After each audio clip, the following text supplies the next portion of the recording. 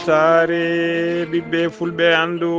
diine maɗa fedde heblo sukaɓe afrique weltare tv takkusana yoni to likseyba gorgol to beele ndendi to ganki to wuuro djibi alpha to tulde baali to seyyena wuuro moolo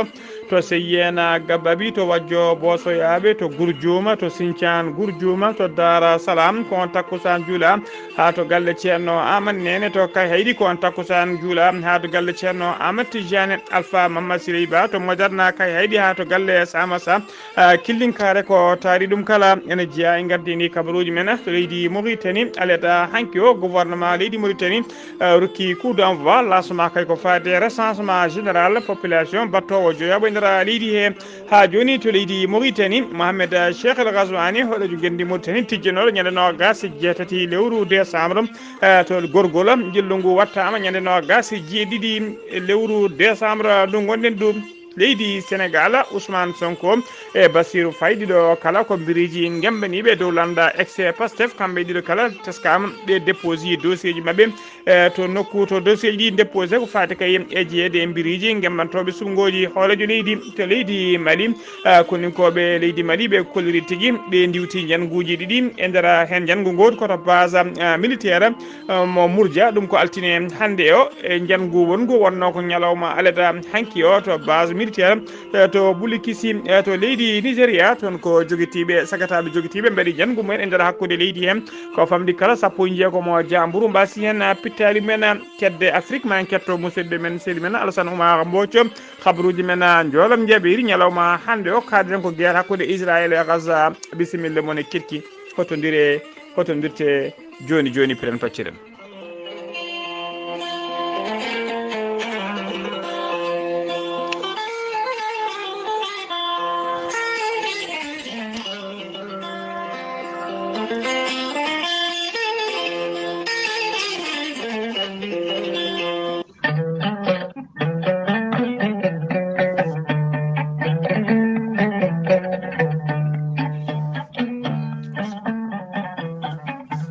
aadi bil aadi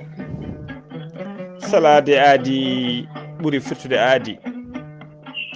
ceerno djiby sy wi ko firtata aadi mo aadodiri e jayde weltare ɓiɓɓe fulɓe andu diine maɗa weltare tv ceerno djiby sy ko jaadindo ɓalwal e danwal kala ceerno djiby sy ene safra rafiji kewɗi ɗi jiiɗa cirol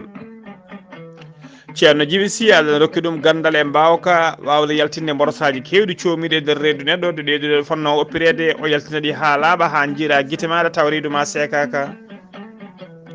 ceerno djiby sy ene safra rafiji kewɗi ɗi jiiɗa cirola wonduɓe kista fibrom dogam sitte rewɓe ronkuɓe sowade rewɓe dartoraɓe kala rewɓe sattoraɓe dewle ha wonduɓe e gorko seyɗani kala ceerno djiby sy ne safra rafiji kewɗi ɗi jiiɗa cirola omo jogui leɗɗe fannuji tati hen fannu goto sa ƴetti ɗum fodde sappo e tati respi ko famdi kala yalta e ma fannu goɗɗo so tawi a ƴetti ɗum fodde sappo e jeenayi rafine yalta e ma ha laaɓa fannu tataɓo o waddete koye gawri samme e gawri suuna so tawi a waɗi no wiruma ni dendagal borosaji comiɗe nder ɓanduma kala ene jalta ha jiira guite maɗa ceerno djiby sy ne yawrane ɓeena ustoraɓe gorago yawɓe yitade koye mumen e yawɓe jippiɓe e leece kala e on fannu ceerno djiby sy ne jogui leɗɗe biyeteɗe muuɗa hirda ceerno djiby sy ko bawɗo listihar ko indema inde nene ma dokkatamo haala ko wone nder ɓerde ma ha cikka ko toon hooɗi waɗanteɓe listihar so tawi ko leydi mauritanie ko ujunere uguya so tawi ko leydi sénégal leydi mali dendagal leyɗele ñamoje franc CFA kala listihar waɗirta ɗum ko 2000 franc CFA e on fannu ceerno djiby sy ne jogui numéro mum weev kadi ko numéro orange money numéro o mbatta ko 00 221 78 128 35 98 ceerno djiby sy kala jiɗɗo jokkodirde e makko to banggue appel e oɗo saaha joni mo tawi nder leydi mauritanie base makko ne tek mbatta ko 47 22 80 84 on numéro kadi woni numéro makko whatsapp omo heɓe kadi e numéro makko matel mbatta ko 34 49 40 59 ceerno Djiby Sine andi dendagal kelineɓe mum wonde base makko tawateɗo to Agnam Siwol base one golla hano hannirta ni ene tawi toon miñi ko almudo makko biyeteɗo ceerno Djiby Déme ceerno Djiby Déme noon kala jiɗɗo jokkodirde e muɗuma numéro mum leydi Sénégal mbatta ko 00 221 77 395 99 17 ceerno Djiby Sine andi dendagal kille mum e oɗo saaha joni omo addi leɗɗe kese pul e nder ɗen leɗɗe ne tawe hen leɗɗe ittoje seero ha laaɓa cafroje estomac omo jogui leɗɗe kadi a jubbade en seeɗa mbaɗa e ata e dendagal ñonkoto tawtede reedu ma yalta ha laaɓa ceerno Djiby Sy ko laaɓɗo reedu malaɗo wone mbadden dando faade makko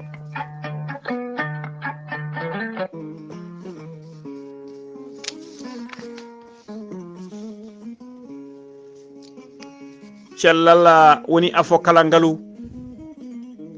cellal ala coggu gandal dene weeli kono kadi gandal jaadugal ennundal ɓuuri moƴƴude ceerno Amadou Tidiane Diallo gorko mo melga wuuro jinneji ko gando bindi laaɓaɗo leɗɗe ceerno Amadou Tidiane Diallo ko jaadinde ɓalwal e denwal kala ceerno Amadou Tidiane Diallo ne safra rafiji kewɗi ɗe jiida cirol omo safra wonduɓe AVC wonduɓe tension diabète wonduɓe kyste fibrome dogam site rewɓe ɗon koɓe sowade rewɓe dartoraɓe kala ceerno Amadou Tidiane Diallo ene safra ɓen yanoɓe kirisaji kala saaha eɓe seyɗineji bahlide koye mumen ha kaɓɓa kala ceerno Amadou Tidiane Diallo gorko mo melga wuuro jinneji dendagal rafi mbawɗa wondude kala so tawi on pamodiri so tawi kay omo maldana rafi o ɓurta hen balɗe tati tawa selli ha wiwen ceerno Amadou Tidiane Diallo gorko mo melga wuuro jinneji ene andina dendagal kilineɓe mum e oɗo saaha joni omo tawe nder Nouakchott lamorgo leydi Mauritanie to legal 6e to legal 6e galle makko ne tawe hakkude robine 4 e robine 5 so tawi a yiiƴima seeɗa ma yiɗan gara citernaji ne huccite goudron to banggue gara citernaji ɗo sa yiiƴima ma soyno étage mawɗo ne waɗa karoje ko ɗon ceerno Amadou Tidiane Diallo tawate so tawi a ari ha yetti ɗon so tawi a famani sifa o aɗa yiiɗi haldude makko to banggue téléphone mbatta ko 46 94 21 91 so tawi kadi ko yiɗɓe hutorade WhatsApp ceerno Amadou Tidiane Diallo numéro makko WhatsApp ko numéro makko leydi France mbatta ko 00 336 04 04 66 27 ceerno Amadou Tidiane Diallo ko bawɗo listihara ko inde ma dokkatamo o haala ko woni nder ɓernde ma ha cikka ko toon hoɗi ha mbiya yoni ceerno Amadou Tidiane Diallo ene yawran ɓen ɗaɓɓoɓe kayitaji yiɗiɓe ɗannade ɗaɓɓa kayitaji sattoraɓe kayitaji kala e ɓen gollotoɓe yiɗiɓe dañde embauche jokkodire ceerno Amadou Tidiane Diallo joni mbiya alhamdulillah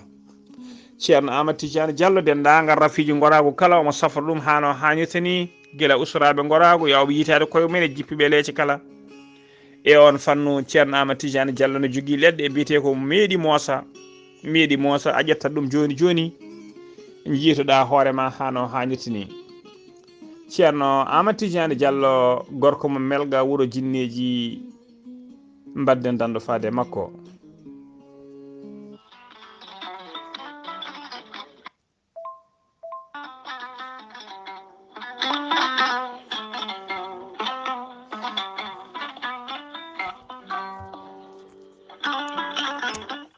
an jambitowo oɗo henna ñaw jaaɗo ɓandu koyɗe musoje koppi musoji moƴƴijam dogata e ɗaɗi mum AVC cardiaque tension diabète walla ni an donkuɗo foccade puƴiɗo donkuɗo jokkoyde endam ni juma ni jama e nokkuji goɗɗi kala jokkodire gorel te joni mbiya alhamdulillah gorel te ko haako moƴƴo iwruka en tokkorji nooro ari ko wallude en e safrude en ha moni kala yiito hen hoore muɗuma ɓen jokkodirɓe e gollorgal gorelte kamɓe kala ɓe kolliti ɓe jiiti men koye mabɓe ɗo ɓe jambittanno yo gay ñabbuji cuuɗatoɗe nder ɓalli hay so tawi woni ɗi jangtonoka e ko gorelte safrata ɓe mbi alhamdulillah gorelte ala rewam ala effet a ittaɗen ko jamireɗa mbaɗa e ndiyam nguldam aɗa yara aɗa yiito hen cellal ɓandu maɗa sa yiiɗi hedde hen hoolare lamde no fewi jahata koto site mabɓe internet a mbaɗa www point gorelte point com janggana hoore maɗa joni joni kala ko gorelte safrata kala sa yiiɗi jokkodirde e tonggode gorelte so tawi gonɗa koto Pikine jokkodirta koye biteɗo Samba Touré mbatta ko 77 814 95 15 walla so tawi koto marché aslem gonɗa jokkodirta koye Oumar Gueye 77 640 37 88 so tawi noon gonɗa koto Guijilon walla Agnam jokkodirta koye Mame Diayel Sy mbatta ko 77 979 76 38 so tawi gonɗa koto Kanel e ko taari ɗum kala jokkodirta koye Aissata Abdoulaye Dioba mbatta ko 77 169 31 65 so tawi gonɗa koto Raneru Ferlo e ko taari ɗum kala jokkodirta koye Ceerno Abou Diallo mbatta ko 77 544 00 34 so tawi noon gonɗa koto leydi France jokkodirta koye Haruna Gayda 06 50 99 64 43 musidɓe tedduɓe gorelte ari e men addani men tan ko jamma kettode kaburuji mon e ɗemngal pulaar Afrique, Asie, Europe, Amérique, Moyen-Orient, Océanie. jam ñalle mon musidɓe tedduɓe heɗen gone altine nogas joyi lewru bowte décembre hitande ujunnaji ɗiɗi e nogas tati habaruji mon e ɗemgal pulaar e sawta he ko musidɗo mon sehil mon Ghalii Abuu Bah to karallagal ha mbawon yiden to banggue YouTube ko miñu men sehil men Saydou Abou Bah hono mbiru en gardini kabaruji men ko to leydi Mauritanie puɗɗoɗen gouvernement mo leydi Mauritanie ɓe mbaɗi supervisé aleta hanki o e nder nocture cérémonie officielle tawi koko fati 5e recensement général de la population et de l'habitat woni 5e RGPH woni tigui bindirgol ko fati ɓesguji leydi Mauritanie kala recensement o noon tuggata ko fuɗɗi ko guila nogas joyi lewru décembre gonɗen du ha jeenayi lewru janvier 2024 darton du tawi ko catala bitengal NSAD woni agence nationale de statistique et de l'analyse démographique et économique kañumen tigui kalfina wondude ministère de l'économie et du développement ono biteɗo Abdesalem Mohamed Saleh ardi oɗon cérémonie e tawtorede noon jaagogal kalfinade ko fate gueɗe nder leydi e jeeyatingol laamu hono Wul Mohamed Ahmed Wul Mohamed Lemine e jaagogal kalfinade ko fate pini e ko fate cukaku e sport kala tawi kadi ko kañuma woni joguiɗo jokkodiral hakkude relation avec le parlement biteɗo Ahmed Wula Sidi Ahmed Dieng recensement o noon winditte ko ɓe windata e nder recensement noon winditte ko dendagal ɓesgu taw ko jibinande leydi ndi kala e dendagal hoɓɓe wurɓe e nder mayri kala ene tawtora cérémonie o kadi hono directeur catala bitegal NADE e wondude e représentant catala bitegal OIM woni organisation internationale pour la migration ha joni ko leydi Mauritanie keddoɗen alamo leydi Mauritanie serani e kala saaha erade nde kayya nde serani e kala saaha erade nde petelaji dartinte beele jaam piyanɗe dartinte beele jaam ene arta to Palestine hakkude Israël kay beele Israël ene dartina ene itta ene dartina kay itta kay jimandi mum ha laaɓa e nder Gaza ko noon ko noon kadi wulago kono wulago ko wulago go kadi ko wulago ko hono gona wulago jaagogal kalfinagal ko fati mon ministre délégué auprès du ministère des affaires étrangères kalfinaɗo gueɗe Mauritanaɓe wurɓe caggal leydi waɗi e nder batu mabɓe e batu ministère uji taw ko ministère uji des affaires étrangères jooɗino batu jooɗino tawa ko ƴewde peeje kay e ƴettude peeje batu ɓe jooɗino noon koto Téhéran ƴettude peeje kay no jaam duumiɗo artiri to Palestine o holliri noon ko Israel woni e wadde to Gaza to e ɗum ɗo tigi koye mbadi génocide ko yidde fittude leñol woni tigi nettoyage ethnique ko ɗum woni ko Israel yiɗi wadde e oɗo saaha joni kanko Wula Saïd o irima communauté international noon nde ƴettata responsabilité mum ha timma kala gonga beele kay guerre ine darto ko ɓuuri yawde e ko ɓuuri yaccade e nder jokli Palestine kala ha ɓesgu Palestine naɓe reena koye rene kay ha ɓesgu Palestine naɓe rene tigui blocus pawaɗo e mumen o pawaɗo Gaza fawa Gaza o beele ne itte hano hannitni kaldigal noon gonga tawi kadi ko dow kaldigal dowrugol waɗe ha Palestine ha Palestine heɓa hoore mum jogo tigui leydi mum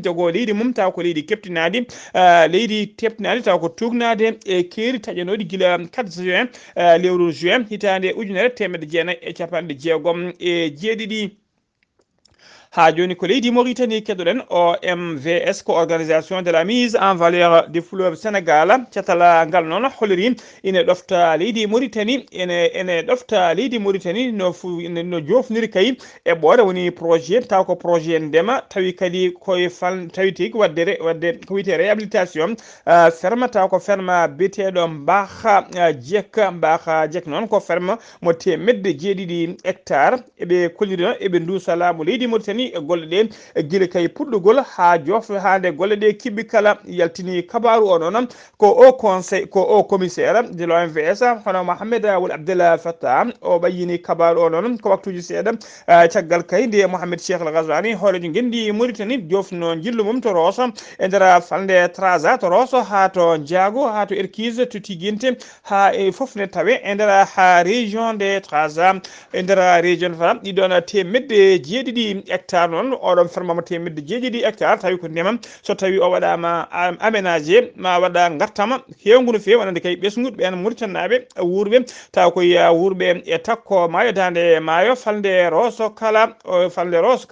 ma ɗum wonanɓe maɓe mbaɗa hen bénéficié no fewi kanko Wula Abdel Fattah noon kanko woni o commissaire de l'OMVS holliri omo heptini golle horejo leydi ndi leydi Mauritanie e darde mum tawi kadi ko kañuma oɗo saaha joni ardi catala bitengal OMVS ha joni ko leydi Mauritanie keɗoɗen Mohamed Cheikh Al Ghazouani horejo gendi Mauritanie tijjanoɗo e jillu mum ñande no gas e jeetati lewru décembre gonɗen ɗu e nder kay haydi to région de Gorgol nguna jillu noon hayti wonde no gas jeetati wattama ñande no gas jeeɗiɗi kikiyiɗe ko nden tigui o yettoto kanko horejo leydi ndi o yettoto kay haydi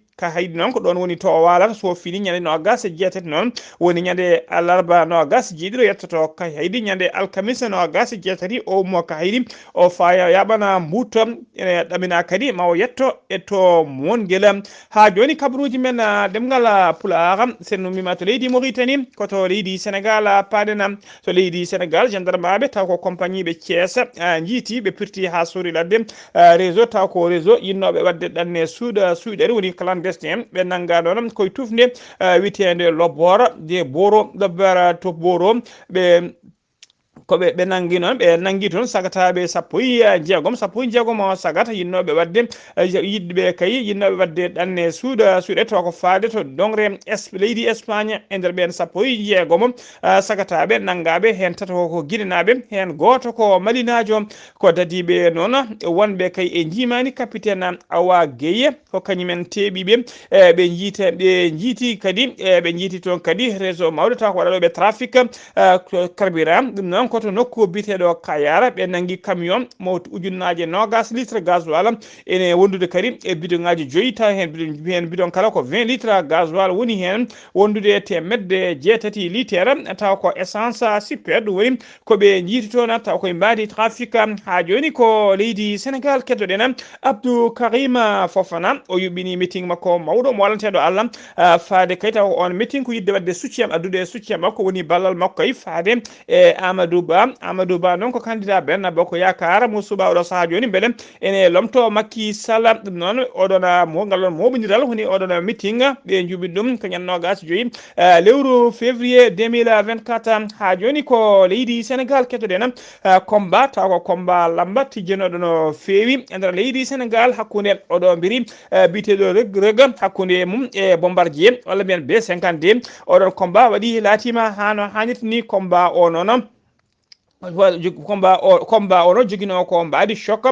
noon hakkude intergénération sabu ko mbiriji ɗiɗi ɓe jiida génération ko kañum en cippirta Bombardier noon heccimoto pucci dogata sabu kayim fodde duuɓi 16 nana hakkude mabɓe nden noon arbitre o Bombardier no yaada duuɓi 49 kañum heccimo fodde duuɓi 16 nden arbitre o sifli noon sifle muɗum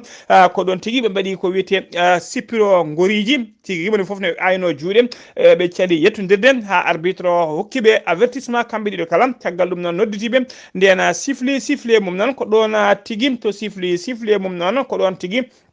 ɓe pelliti nangodirde nden ɓe pelliti nangodirde ɗon ko ɗon riga kañum tigui hiibili oɗon biteɗo Bombardier o fomnimo o tassimo e leydi taw kadi ko joomu ngu alda e guule o limimo tigui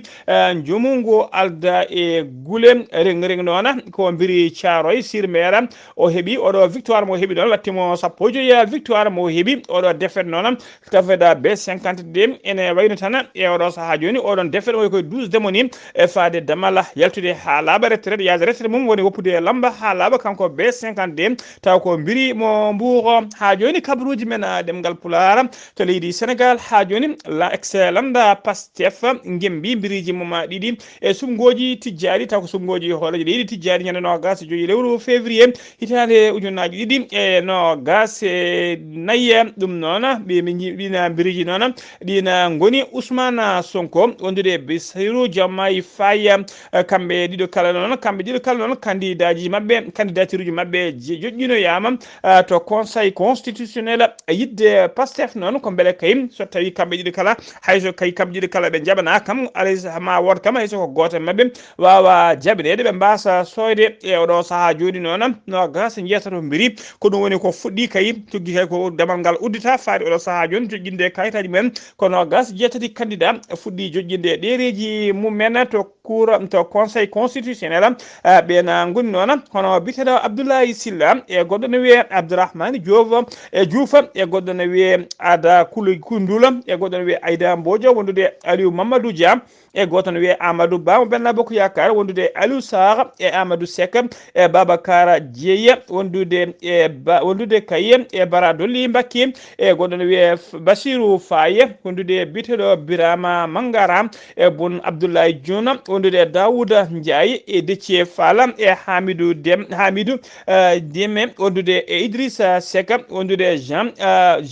Baptiste Diouf e goɗɗo ko Karima Wade wondude Khalifa Babacar Sala e goɗɗo ne wiye Mambay Diawo e Mamadou Lemina Diallo wondude e Malick Gakou e goɗɗo ne wiye Momar Dawo e goɗɗo ne wiye Ousmane Sonko wondude Pape Djibril Fall wondude Serigne Mboup e Thierno Alassane Sala ko ɓeɗo nogas jeetoto puɗi joƴƴinde kay oɗo saaha joni ɗereji men taw ko gembiɓe kay yidde wonde hoɗojo leydi Sénégal e sumgoji tijjari ñande nogas joyi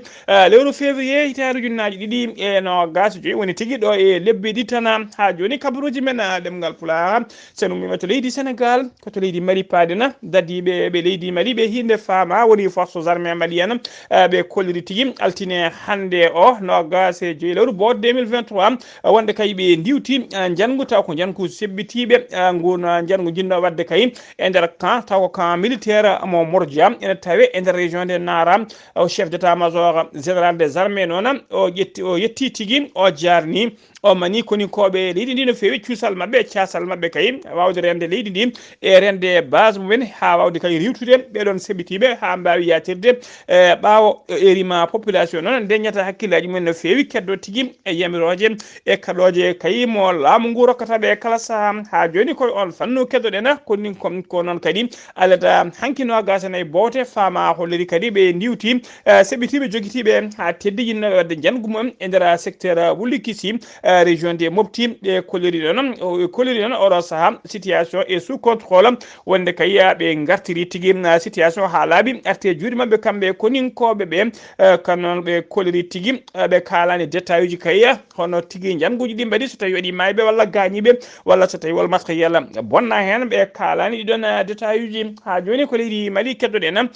pelle joguitiɓe woni groupe armé tawi ko ɓe jeeyaɓe CMA woni tigui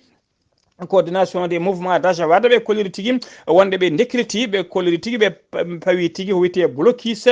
to rewo leydi Mali ɓe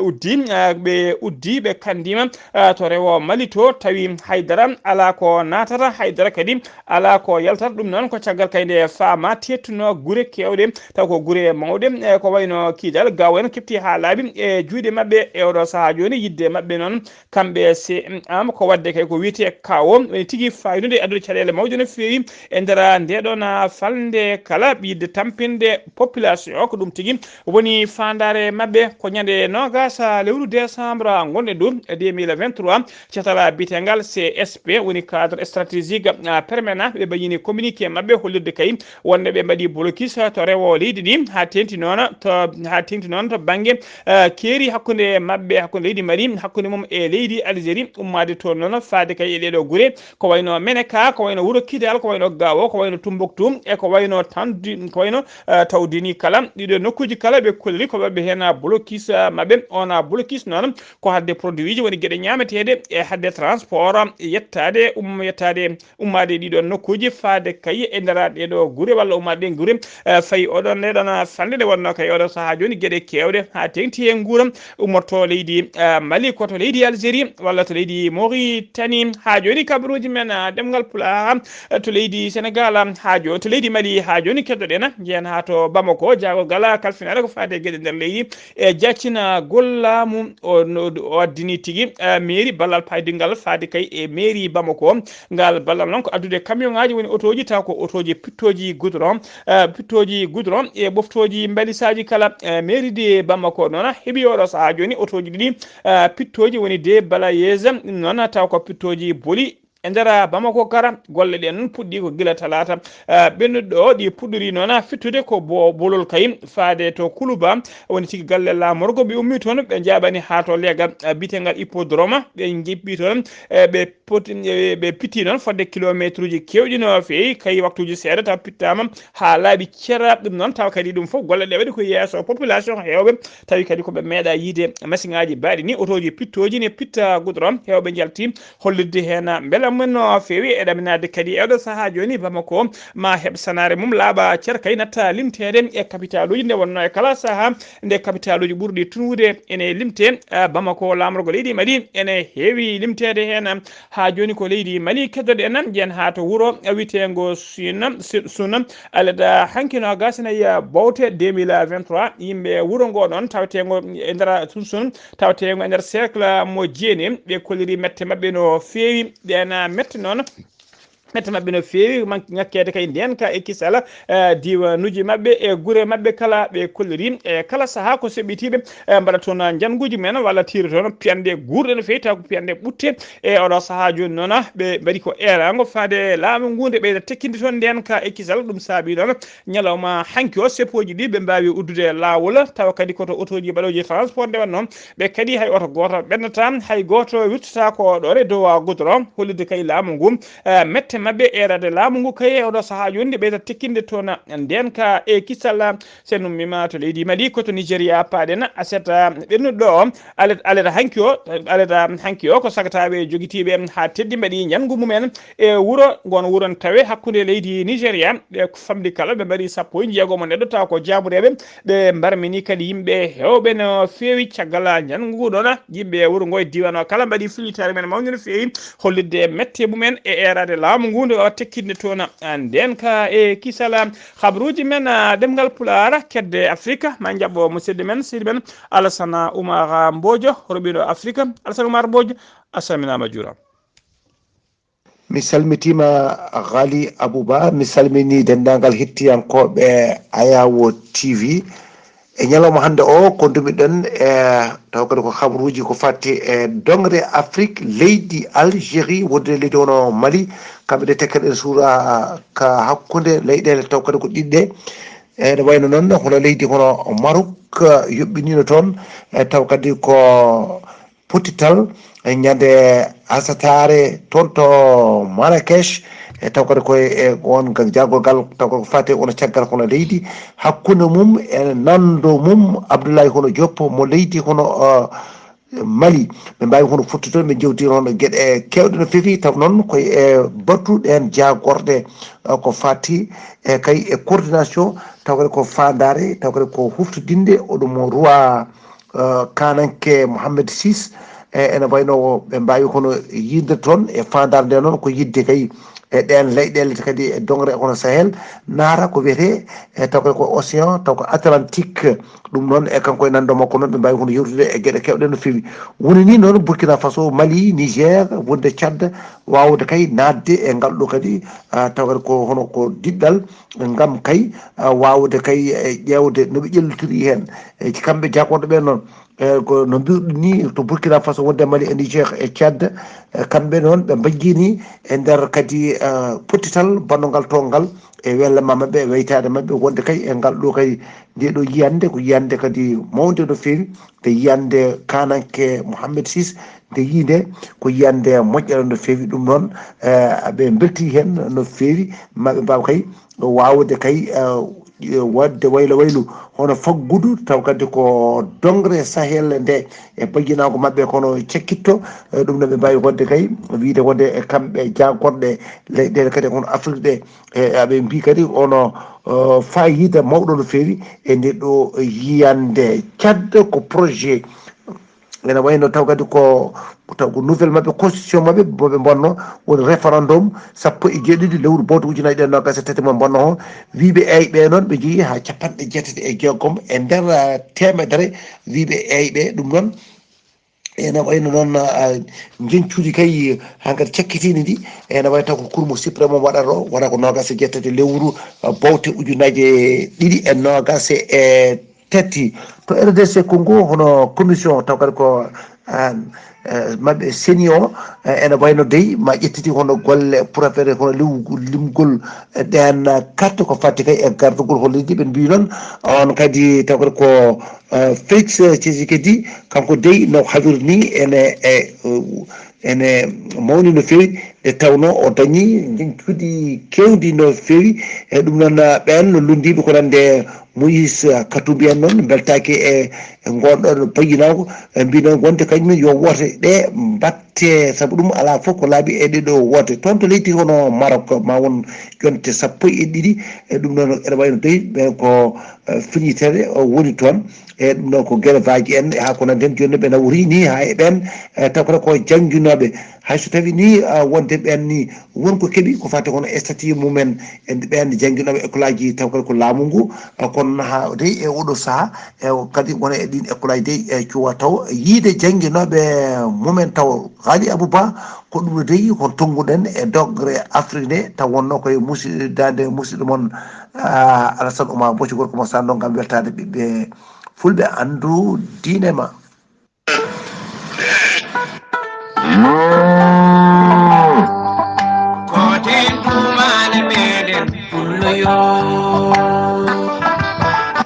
Alassane Oumar Mbodj golle ma jooɗi powi peewi ko an uddi kabaruji men e dongre Afrique kabaruji men joolam jeeɓeri koninkoɓe ɓe leydi Israël ana jokki tigui aynade bomboje mumen e nder Gaza jamma hanki o ene wayno ɓe ɓeydi bombardement o no fewi jamma hanki o goto capanɗe jeeɗiɗi e jeetato Gaza najo woni ko wara jamma o goto e oɗo saaha joni noon e oɗo saaha noon ko heegue tigui kañuma woni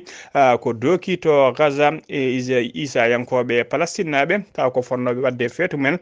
jamma hanki o ɓe kolori ɓe mbaali ko ruɗade bomboje kamɓe tinani ko weeli e ngoɗon feeto wiyetego Noël hono Papa François kañum woni mawɗo diine Isayankoɓe windere holliri hen fayre makko mawni no fewi o erima tigui nde jaam artata e Gaza naɓe kadi balle oɗo saaha joni hano ittiri e caɗele ummo e heegueji e nder mes makko noon woni juulo makko o siftori hen ɓen yimɓe taw ko jeeyaɓe e nder ngoɗo wuuro wiyetego Bethléem armée leydi Israël ɓe kolori altine hanki hande o ɓe mbaranama koninkoɓe ɗiɗi ƴewɗo saaha joni eɓe jara 150 koninke waraɓe kay tuggi guerre fuɗɗi jare 7 lewru octobre fay ñalawma hande aleda hanki o ko militaire uji 5 woni koɓe mbaranno mawɗo Hamas holliri aleda hanki o wonde Israël bombodi camp réfugié biteɗo kamo al magazi e nder centre Gaza e nder camp heɓe mbari hen 50 neɗɗo kawri hen e ladial e oɗo saaha joni ɓe kolliri mayɓe kay e guerre taw ko Gaza naɓe eɓe jara ujunnaje 24 Gaza naɓe basɗo fittanu muma musidɓe tedduɓe gasi ha laaɓi ceerko ɗum ɗo wonno ko min tonga noon habaruji mon e ɗemgal pulaar e sawta he ko musidɗo mon sehil mon Ghalii Abuu Bah yo jaam Allah jogomi jogo on.